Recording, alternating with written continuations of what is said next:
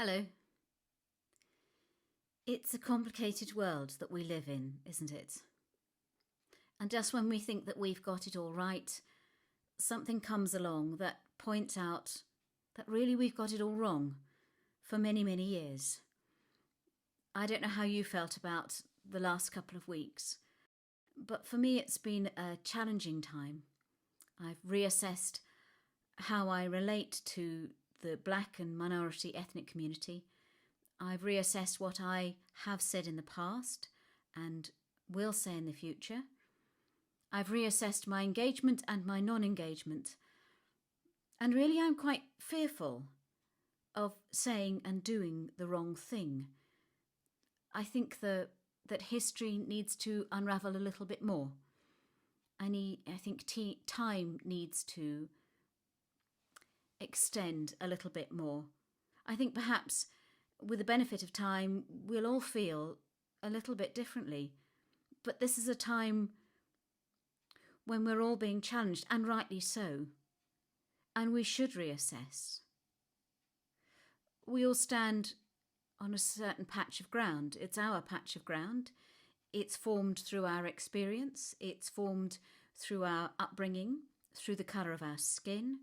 And we look at the world from that patch of ground. That's our perspective. And it's quite difficult to leave that patch of ground and look at something from somebody else's perspective. But really, to be fair to everyone, we need to visit as many different perspectives as we possibly can.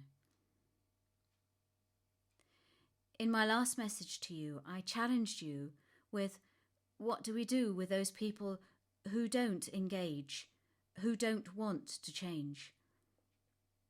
And I said that Jesus had modelled the best way from the cross when he said, "Father, forgive them, they don't know what they're doing."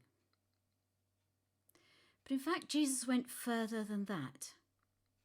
When he gave his big sermon, which we call the Sermon on the Mount, when he spoke to hundreds, perhaps thousands of people, and he laid out his manifesto, if you like, of the kingdom of heaven, he came to a people who were persecuted, a country which was occupied by the Romans, a people within a people group, the Jews, who felt that they were surrounded by enemies, now occupied by their mortal enemies, these Gentiles, the Romans. And he didn't come with a sword, and he didn't come with words of war, but he came with a blessing. And he said, "Blessed are the poor, blessed are the meek, blessed are those who mourn." He acknowledged the position that they had in life. And he told that they were blessed where they are. But then he challenged them to do something more than just forgive their persecutors.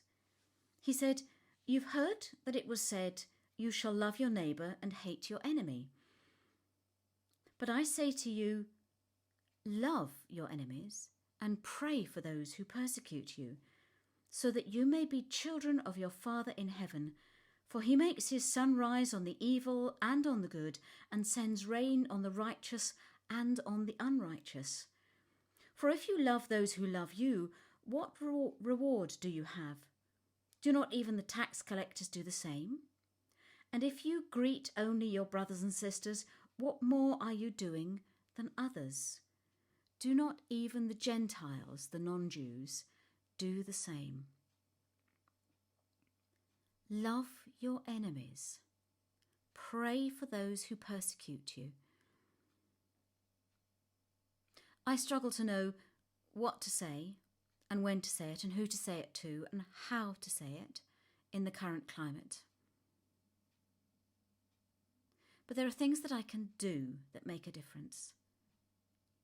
And that is pray for those who persecute my brothers and sisters. And that is love those who hate my brothers and sisters. The black, the white, the minorities, the persecuted, the marginalised, the unloved, the unlovely. Please don't feel that there's nothing that you can do or can say. Jesus, as always, has the answer.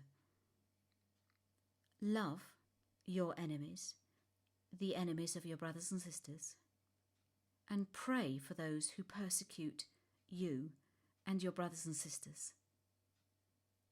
Keep safe.